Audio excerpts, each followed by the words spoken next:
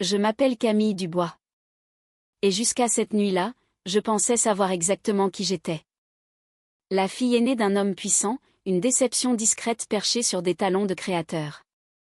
J'avais 34 ans, restauratrice d'art à Paris, le genre de femme qui sentait le vernis et les vieux livres, tandis que le reste de ma famille sentait l'argent et le prestige.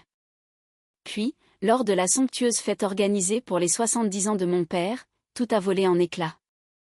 Il a levé son verre, a souri pour les photographes, puis m'a giflé si fort que la pièce s'est figée. « Tu es une honte pour le nom de cette famille, Camille, a-t-il rugi. Je te raide de mon testament de 230 millions d'euros. » Les invités ont eu un hoquet de surprise, des téléphones se sont levés, les flashs ont crépité, certains ont ri, d'autres ont filmé, et moi, humiliée, tremblante, je suis sortie dans la nuit glaciale de Paris, le mascara coulant sur mes joues. Le lendemain matin, quelqu'un a frappé à ma porte. 3 avocats, et ils n'étaient pas envoyés par mon père. Lorsque la main de mon père a heurté ma joue, le son a résonné dans la salle de bal comme un coup de feu. Les verres en cristal se sont entrechoqués, puis le silence. Seul le bourdonnement sourd du lustre remplissait l'air avant que les chuchotements ne commencent. Les caméras se sont levées. Les gens souriaient derrière leur coupe de champagne. Est-ce qu'il vient d'eux? Oh mon Dieu, il l'a giflé. J'arrivais à peine à respirer. La pièce s'est mise à tanguer, le sol tournoyait sous mes talons. Mon père, Hervé Dubois, magnate de l'immobilier, se tenait droit dans son costume italien sur mesure, ses yeux gris plus froids que les piliers de marbre qui nous entouraient. « Tu crois que tu peux me faire honte, Camille ?» a-t-il grondé. Une fille qui répare de vieux meubles au lieu de diriger l'entreprise. Tu n'es qu'une source d'embarras. Papa, s'il te plaît, ai-je suffoqué, sentant chaque regard me transpercer. Ce n'est pas le lieu. C'est exactement le lieu, a-t-il tonné. Peut-être que maintenant tu apprendras enfin ta valeur. Nul. Il a levé à nouveau son verre, souriant comme s'il venait de porter un toast. Autour de lui, les gens applaudissaient maladroitement, ne sachant pas s'il s'agissait d'une blague familiale cruelle ou d'une véritable exécution publique de fierté. Ma belle-mère, Vivienne, impeccable dans sa robe émeraude, a posé une main parfaitement manucurée sur son bras. « Hervé, ça suffit », a-t-elle murmuré, mais sa voix tremblait. Pas de pitié, de peur. Je me suis détournée, retenant mes larmes. Mais les flashs de dizaines de téléphones me suivaient. Mon jeune frère, Antoine, le dauphin désigné, me regardait avec un mélange de pitié et de victoire. « Camille, pars, c'est tout », a-t-il murmuré. Tu ne fais qu'empirer les choses. Empirer les choses. Comme si j'avais commencé quoi que ce soit. J'ai attrapé ma pochette, ignoré les murmures et me suis frayé un chemin à travers la foule. Dehors, la neige tombait doucement, assourdissant le bruit de la ville. Je suis restée là dans le froid, le souffle tremblant, la joue en feu, le mascara coulant sur mes gants. Cette gifle n'était pas seulement une main sur une peau. C'était 34 ans de ressentiment condensés en un seul acte brutal. Je n'avais jamais voulu de l'empire de mon père, seulement son respect. Et maintenant, devant 200 personnes, il s'était assuré que le monde entier sache que je n'étais plus une Dubois. J'ai appelé un taxi, mais mon téléphone n'arrêtait pas de vibrer. Les notifications explosaient. Le hashtag milliardaire gifle sa fille était déjà en tendance. Le temps que j'arrive chez moi, la vidéo avait des millions de vues. Ma honte était devenue un contenu viral. J'ai verrouillé la porte de mon appartement, me suis laissé glisser au sol et j'ai crié jusqu'à ce que ma gorge soit à vif. J'ai regardé mon reflet dans la fenêtre, l'ecchymose qui se formait le long de ma mâchoire, et je me suis murmuré, « Tu es libre maintenant. Tu es libre. » Mais je n'y croyais pas. Pas encore, parce que la liberté ne devrait pas être si vide. Cette nuit-là, alors que la neige s'accumulait dehors, je ne savais pas que toute ma vie, mon nom même, était construite sur la tragédie de quelqu'un d'autre. Le lendemain matin, quand on a frappé à ma porte, ce n'était ni la presse ni mon père implorant mon pardon. C'était quelque chose de bien plus incroyable. Au début, j'ai cru que c'étaient les journalistes. Les coups sur ma porte étaient secs et réguliers, 3 coups précis qui ont fait trembler le café dans ma tasse. J'ai hésité, le cœur encore meurtri par le chaos de la nuit dernière. Mademoiselle Dubois, a appelé une voix de femme, calme et professionnelle. Nous sommes ici de la part de votre père biologique. Je me suis figée. Père biologique ? J'ai entrouvert la porte de quelques centimètres. Debout se trouvaient 3 personnes qui semblaient tout droit sorties d'une série judiciaire. Une femme grande aux cheveux grisonnants attachés en un chignon soigné, flanquée de 2 hommes en costumes impeccables. La femme m'a tendu une carte de visite. Judith Mercier, associée principale. Cabinet Mercier et associé. Pouvons-nous entrer, mademoiselle Dubois, demanda-t-elle doucement. Ce n'est pas une conversation à avoir dans un couloir. J'ai hésité, puis je me suis écartée. Mon appartement, petit, encombré de matériel d'art et de projets inachevés, m'a soudain semblé être un confessionnal. Judith s'est assise à ma table de cuisine, croisant les mains. Mes collègues sont maître Reeves et maître Chen. Nous représentons monsieur Laurent Moreau. Ce nom ne me disait rien. Qui ? Elle a inspiré lentement. Votre père biologique, mademoiselle Dubois. Il vous cherche depuis 35 ans. Les mots n'avaient aucun sens. J'ai ri, un rire mi-incrédule, mi-hystérique. Vous vous êtes trompé de personne. Mon père est Hervé Dubois, malheureusement toujours bien vivant et en train de crier après les journaux télévisés. Judith a échangé un regard avec le plus jeune homme. Il a ouvert un porte-documents en cuir et a soigneusement placé un mince dossier sur la table. Mon nom, Camille Dubois, était inscrit proprement sur l'onglet. Ce dossier, dit Judith en le faisant glisser vers moi, contient les archives de la police de Portland. Une affaire de disparition d'enfants, juin 1990. Nourrisson de sexe féminin, 6 mois. Non, Lila Moreau. J'ai senti quelque chose se tordre dans mon estomac. Ce n'est pas moi. Les yeux de Judith se sont adoucis. Votre ADN dit le contraire. Je l'ai dévisagé, attendant la chute d'une blague qui n'est jamais venue. Puis elle a sorti une photographie. Un jeune couple souriant dans un parc, tenant un bébé enveloppé dans une couverture jaune. L'homme avait les cheveux noirs et les yeux verts. La femme avait mon sourire. Exactement mon sourire. Cette photo a été prise 2 semaines avant l'enlèvement, dit Judith tranquillement. Le bracelet au poignet du bébé me semblait familier. J'ai baissé les yeux vers mon propre poignet. Le petit bracelet en argent que je portais depuis l'enfance, gravé d'une minuscule locomotive, scintillait à la lumière du matin. Mon souffle s'est coupé. Non, ai-je murmuré. Mon père me l'a donné. Il a dit que c'était un bijou de famille. La voix de Judith s'est faite plus douce, presque maternelle. Ce n'était simplement pas de sa famille à lui. Quelque chose en moi s'est brisé. La pièce a semblé se replier sur elle-même, et je me suis effondrée sur ma chaise. Mon père, l'homme qui m'avait giflé, renié, n'était pas mon père du tout, et les gens que j'avais appelés ma famille avaient construit toute ma vie sur un mensonge. Judith a alors ouvert complètement le dossier, ses doigts manucurés se déplaçant avec une précision chirurgicale. Page après page, des rapports, des photographies délavées, des coupures de journaux ont glissé sur ma table de cuisine. Voici le dossier officiel de l'enlèvement de Lila Moreau. Le 14 juin 1990, a-t-elle commencé.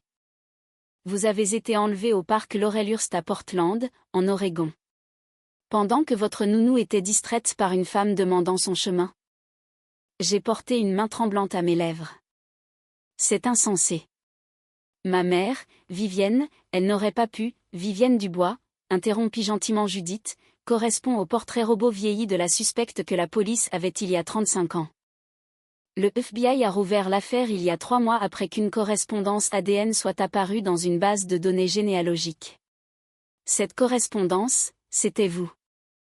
J'ai senti le sang quitter mon visage. Ma voix s'est brisée. Vous êtes en train de dire qu'elle m'a kidnappée ? Oui, dit doucement Judith. Elle et votre mari, Hervé Dubois, ont falsifié des documents d'adoption par le biais d'une agence opaque au Mexique. Ils ont soudoyé un fonctionnaire pour antidater tous les papiers. Le plus jeune avocat, maître Chen, a ouvert un autre dossier et a produit un acte de naissance. Mon acte de naissance, pas celui auquel j'avais cru toute ma vie. Votre mère biologique était Éléonore Moreau, une enseignante. Votre père, Laurent, est ingénieur en aérospatial. Il a passé les 3 dernières décennies à bâtir l'une des plus grandes entreprises d'énergie renouvelable des États-Unis et à vous chercher. Je fixais la photo que Judith a fait glisser à côté, Laurent et Éléonore devant une petite maison, tenant un bébé. Mon moi bébé. Ma poitrine s'est resserrée comme si un étau se serrait autour de mes côtes. Je ne comprends pas, ai-je murmuré. Pourquoi moi? La voix de Vivienne a résonné dans ma mémoire. Après 3 fausses couches, je pensais que je ne serais jamais mère. À la lumière de ces révélations, ces mots prenaient un sens différent.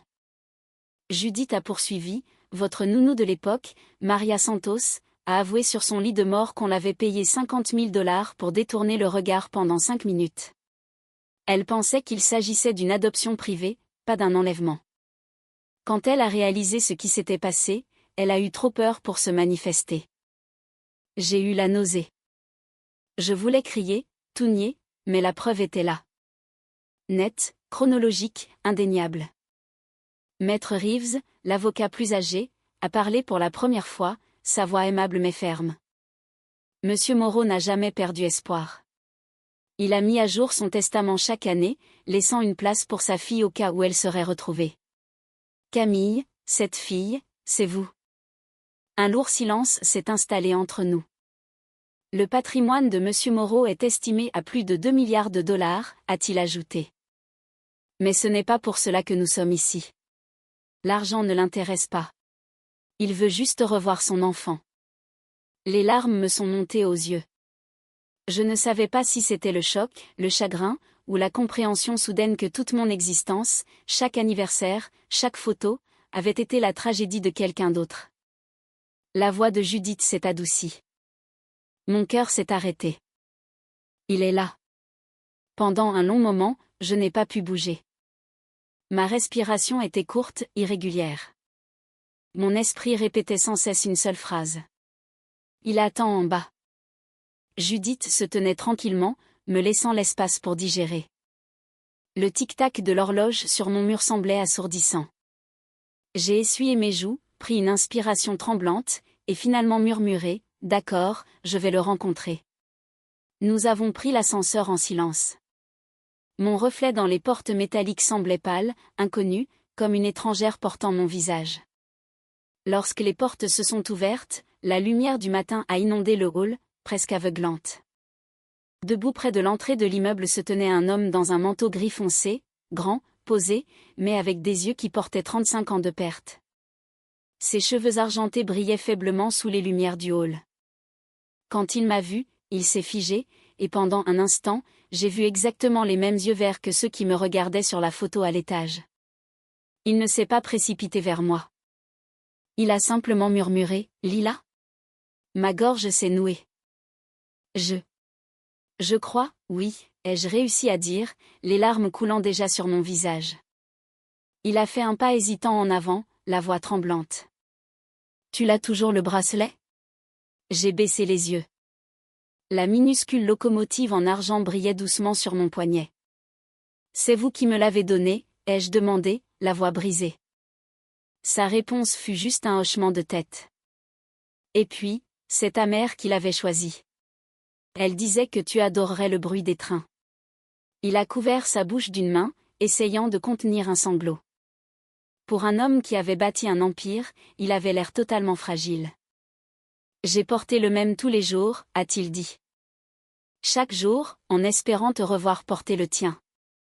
Je n'ai même pas réalisé que j'avais bougé avant de me retrouver devant lui. Quand ses bras m'ont entouré, quelque chose en moi s'est ouvert. Il sentait légèrement le cèdre et la pluie, comme un foyer que je n'avais jamais connu, mais qui m'avait en quelque sorte toujours manqué. Pour la première fois depuis cette nuit horrible, je me suis sentie en sécurité. Nous sommes restés là longtemps, juste à respirer. Quand nous nous sommes finalement écartés, il a essuyé ses yeux, souriant à travers ses larmes. Ta mère, elle aurait adoré te voir. Elle est décédée il y a 5 ans, mais elle n'a jamais cessé de croire que tu étais en vie. Les mots m'ont frappé plus fort que la gifle de la veille. Elle n'est plus là, ai-je murmuré. Il a hoché la tête. Mais elle a laissé quelque chose pour toi. Des lettres, des journaux, même la chambre d'enfant qu'elle a gardée intacte. Toutes ces années. Un sanglot s'est échappé de ma gorge. Elle a gardé ma chambre. Elle a refusé que je la repeigne, a-t-il dit, la voix tremblante d'amour et de chagrin. Chaque anniversaire, elle y laissait un petit cadeau. Elle disait qu'un jour tu rentrerais à la maison pour les ouvrir. J'ai couvert mon visage, pleurant dans mes paumes. Tout ce que j'avais perdu, tout ce que je n'avais jamais connu m'avait attendu pendant tout ce temps. Ce matin-là, dans les bras du père que je n'avais jamais rencontré, j'ai enfin compris que parfois, la famille n'est pas celle qui vous élève, mais celle qui ne cesse jamais de vous chercher. 2 semaines plus tard, le monde qui s'était effondré autour de moi vola en éclats une fois de plus. Mais cette fois, ce n'était pas ma vie qui était détruite. C'était la leur. J'étais assise dans la voiture de Laurent, garée en face du golfe de Saint-Cloud, le même endroit où mon père, Hervé Dubois, j'avais encore du mal à l'appeler autrement, jouait au golf tous les mardis. Mon téléphone a vibré avec un message de Judith. Ça commence. Restez dans la voiture. À l'intérieur du club, des rires fusaient de la terrasse. Je l'ai vu, impeccable comme toujours, vêtu de son polo blanc immaculé, riant avec ses partenaires d'affaires comme si de rien n'était. Vivienne se tenait à ses côtés, son chapeau de soleil incliné juste ce qu'il fallait, sirotant son mimosa. L'image même du contrôle. Puis les voitures de la police sont arrivées. Les portières ont claqué. Des agents en uniforme sont sortis en nombre. Pour la première fois de ma vie, j'ai vu le sourire d'Hervé Dubois disparaître. Il s'est retourné, la confusion vacillant dans ses yeux, puis la colère. « Qu'est-ce que ça veut dire » a-t-il crié, reculant alors que 2 agents s'approchaient. « Hervé Dubois, Vivienne Dubois. Vous êtes en état d'arrestation pour l'enlèvement de Lila Moreau il y a 35 ans, » a dit l'un d'eux, la voix ferme et assez forte pour que la foule entende. Des halètements ont parcouru la terrasse. Les golfeurs se sont figés en plein swing. Les téléphones sont sortis, enregistrant tout. Une justice poétique en temps réel. C'est ridicule, a beuglé Hervé, sa voix se brisant alors qu'on lui saisissait les poignets. Je l'ai élevée. C'est ma fille. Non, ai-je murmuré depuis la voiture, regardant à travers la vitre. Vous m'avez volée. Vivienne s'est mise à sangloter, son mascara coulant sur ses joues. Nous voulions juste un enfant, a-t-elle pleuré, comme si cela pouvait effacer 35 ans de tromperie. Je l'aimais. Mais l'amour construit sur des mensonges reste une cage. Quand ils les ont conduits aux voitures, les mêmes mondains qui avaient autrefois enregistré mon humiliation capturaient maintenant leur chute. Je pensais que je me sentirais triomphante. Je pensais que le voir emmener menotter réparerait quelque chose en moi. Ce ne fut pas le cas. Je me sentais seulement vide. Laurent a tendu la main, posant doucement la sienne sur la mienne. « Tu n'es pas obligé de regarder » a-t-il dit doucement. « Si, je le dois » ai-je murmuré. « Ils vous ont pris 35 ans, avouez à moi. J'ai besoin de voir comment ça se termine. » Les yeux d'Hervé ont trouvé les miens à travers la foule alors qu'on le poussait à l'arrière de la voiture de police. Pour la première fois, il n'y avait ni colère, ni supériorité, seulement quelque chose qui ressemblait à du regret. Ses lèvres ont formé les mots « Je suis désolé. Je me suis détourné. » Le monde entier allait savoir maintenant. Chaque journal, chaque chaîne de télévision. La parfaite famille Dubois n'était qu'une histoire cousue de mensonges et de peur. Cette nuit-là, alors que les gros titres flambaient, un couple d'E milliardaires arrêté dans une affaire d'enlèvement vieille d'E plusieurs décennies, j'étais assise dans mon appartement, fixant mon reflet. Je n'étais plus Camille Dubois. J'étais Lila Moreau. Et pour la première fois, ce nom ne me semblait pas être celui d'une étrangère. C'était la vérité. Quand les audiences ont commencé, mon monde est devenu un tourbillon de gros titres et de témoignages. Chaque chaîne de télévision voulait une interview. Chaque magazine voulait une photo. Mais tout ce que je voulais, c'était le silence et des réponses. Laurent a refusé toutes les offres pour exploiter l'histoire. On ne vend pas la douleur, a-t-il dit simplement. À la place, il m'a emmené à la maison, non pas à son manoir ou au siège de son entreprise, mais dans une modeste maison à 2 étages surplombant la côte de l'Oregon. C'est ici, a-t-il dit doucement en ouvrant la porte d'entrée, que ta mère a continué d'attendre. Dès que je suis entrée, l'air a changé. L'odeur de vieille lavande et de sel marin emplissait l'espace. Tout était figé dans le temps. Le papier peint à fleurs, le cheval à bascule dans le coin, même une photo délavée d'une petite fille avec un bracelet en argent scotché au réfrigérateur. Mes mains tremblaient alors que Laurent me tendait une petite boîte en bois. Le loquet a grincé quand je l'ai ouverte. À l'intérieur se trouvaient des dizaines d'enveloppes, toutes adressées d'une écriture cursive délicate, à ma Lila, pour quand tu rentreras à la maison. Je ne pouvais plus respirer. Mes genoux ont fléchi. La première lettre était datée du 14 juin 1990, le jour où j'ai été enlevée. Ma douce petite, si jamais tu trouves ceci, sache qu'il ne se passe pas un jour sans que je croie que tu es toujours quelque part. Quand j'entends un sifflet de train, je t'imagine en train de rire. Quand la pluie frappe la fenêtre, je t'imagine dormant en sécurité, quelque part. Des larmes ont éclaboussé la page. Ma vision s'est brouillée en lisant la suivante. Ton père t'a construit un coffre à jouets. Il est toujours dans ta chambre. Il le cire chaque année pour ton anniversaire. Nous n'avons jamais cessé de te célébrer. J'ai pressé la lettre contre ma poitrine et j'ai sangloté. Des sanglots profonds et douloureux qui venaient d'un endroit que les mots ne pouvaient atteindre. Laurent s'est agenouillé à côté de moi, ses propres larmes coulant en silence. Elle était extraordinaire, a-t-il murmuré. Quand la police nous a dit que la piste était froide, elle a refusé d'abandonner. Chaque année, elle envoyait une photo de nous au centre pour enfants disparus.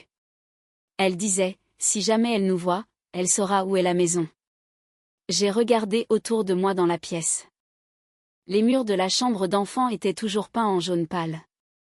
Sur l'étagère, une rangée de petits livres, leur dos usé par des années d'attente. J'ai manqué toute sa vie, ai-je dit, la voix brisée. Laurent a secoué doucement la tête. Elle ne voudrait pas que tu penses ça. Tu es là maintenant. C'est tout ce qui compte. Je suis revenue aux lettres, les lisant une par une jusqu'à ce que la lumière extérieure baisse. Chacune était un battement de cœur. Chaque mot un pont tendu à travers le temps et le deuil. Et pour la première fois, le vide en moi, celui creusé par les mensonges et la perte, a commencé à se sentir un peu moins vide. Parce que même si ma mère était partie, son amour m'avait attendu pendant tout ce temps. Les semaines ont passé et la vie est devenue un étrange mélange de liberté et de deuil. Les médias sont passés au scandale suivant, mais je vivais toujours au milieu des cendres de 2 vies. Camille Dubois, la fille du privilège et de la cruauté, et Lila Moreau, l'enfant qui avait été volé, aimé et perdu. Le tribunal m'a convoqué pour témoigner lors du procès d'Hervé et Vivienne. Judith a dit que je n'étais pas obligée de leur faire face, mais je savais que je le devais. La guérison ne vient pas du silence. Elle vient de la confrontation. Quand je suis entrée dans la salle d'audience, tous les yeux se sont tournés. Hervé était assis à la table de la défense, ses cheveux argentés parfaitement coiffés, mais l'arrogance avait disparu. Vivienne semblait plus petite, ses mains tremblant sur ses genoux. Le juge m'a appelé à la barre, mes talons résonnant sur le sol poli. Déclinez votre identité pour le procès-verbal, a dit le greffier. J'ai pris une profonde inspiration. Lila Éléonore Moreau. Pendant un instant, la salle est restée silencieuse. Les yeux d'Hervé se sont levés vers moi. Une lueur d'incrédulité, peut-être même de honte. Mademoiselle Moreau, a commencé le procureur. Pouvez-vous dire à la cour ce dont vous vous souvenez de votre éducation ? J'ai dégluti difficilement. Je me souviens qu'on m'a dit que l'amour venait avec des conditions, ai-je dit, ma voix tremblante au début, mais devenant plus forte. Que le succès signifiait l'obéissance. Que l'affection devait se mériter. Je ne réalisais pas jusqu'à maintenant. Rien de tout cela n'était de l'amour. C'était du contrôle. La mâchoire d'Hervé s'est crispée. Vivienne a commencé à pleurer doucement, murmurant « Je suis désolée, Camille ». Je me suis tournée vers elle. Mon nom est Lila. Le procureur m'a fait signe de continuer.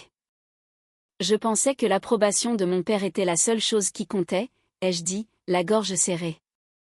Mais maintenant je comprends quelque chose, un amour qui détruit l'esprit de quelqu'un n'est pas de l'amour du tout. Vous ne m'avez pas élevé. Vous m'avez entraîné à avoir peur de vous décevoir. Les larmes ont brouillé ma vision. Mais vous n'avez pas pu effacer qui j'étais vraiment. Même après tout, la vérité m'a quand même retrouvée. La salle d'audience était silencieuse, à l'exception du grattement des touches du sténographe. Hervé s'est levé soudainement, ignorant la main de son avocat sur son bras. « Je voulais te donner une vie », a-t-il crié.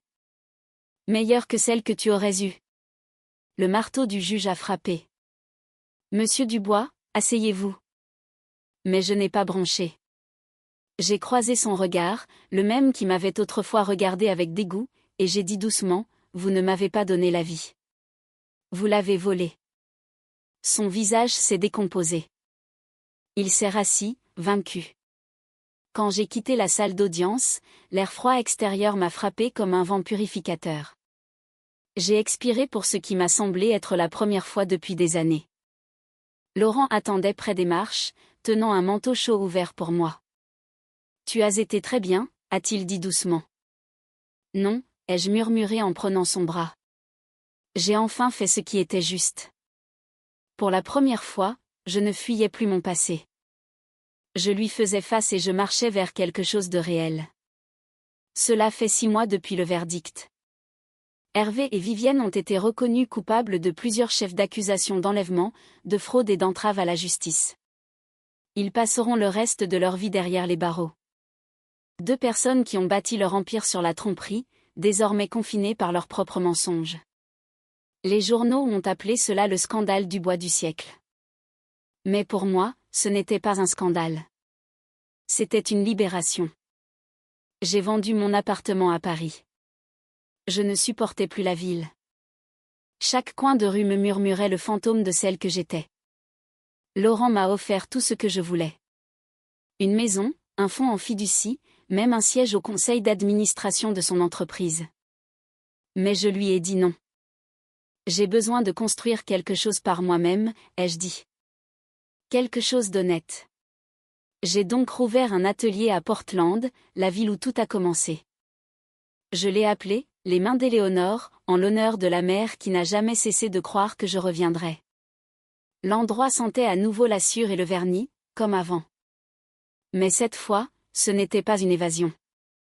C'était un hommage. Parfois, Laurent me rend visite. Il s'assoit tranquillement, me regardant restaurer des pièces anciennes, redonnant vie à des choses que le temps avait oubliées. « Tu tiens ça d'elle », m'a-t-il dit une fois, en souriant. Éléonore réparait tout. Les jouets cassés, les chaises cassées, les cœurs brisés. Chaque soir avant de fermer, j'allume une bougie à côté de la boîte de lettres d'elle. J'ai lu chacune d'elles au moins une 12aine de fois. Son écriture est devenue une carte que je suis pour retrouver la paix. Une lettre, la dernière qu'elle ait jamais écrite, se termine par ces mots : « Si jamais tu retrouves le chemin de la maison, ma chérie, souviens-toi que ta vie n'a pas commencé avec ce qui a été volé. Elle commence avec ce que tu choisis de reconstruire. » J'ai mémorisé cette phrase. C'est devenu mon mantra. Le bureau en acajou que j'avais autrefois restauré pour Hervé se trouve maintenant dans mon atelier. Laurent l'a acheté lors de la vente aux enchères du domaine, insistant sur le fait qu'il devait rester là où était sa place, avec moi. Au début, je voulais le brûler. Mais ensuite, j'ai réalisé que ce bureau ne le représentait pas. Il me représentait, moi, la femme qui a transformé la douleur en raison d'être. Un après-midi, alors que le soleil inondait les fenêtres de l'atelier, Laurent m'a tendu une petite boîte en velours. À l'intérieur se trouvait le bracelet en argent assorti, celui qu'il avait porté pendant 35 ans. Je pense, a-t-il dit doucement, qu'ils devraient être de nouveau ensemble. Je l'ai attaché à côté du mien, sentant le métal froid contre ma peau. 2 moitiés d'une promesse enfin réunie. Je ne suis plus Camille Dubois.